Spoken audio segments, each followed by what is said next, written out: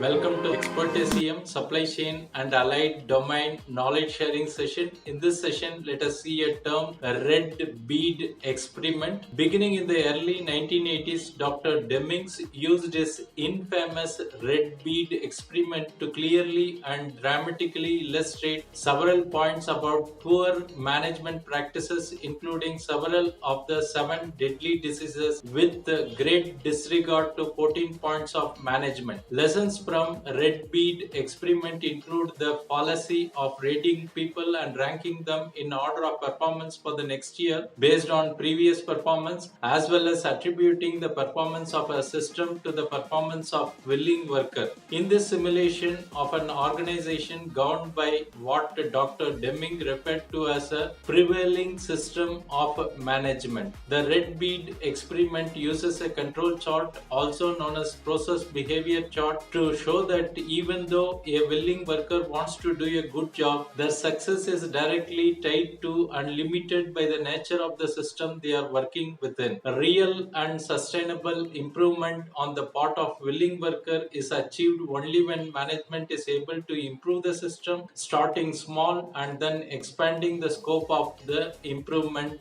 efforts. The use of the control chart represents an application of statistical theory, a tool for timely judgment of performance variation to be made according to the Deming system of profound knowledge. Thanks for watching. Bye.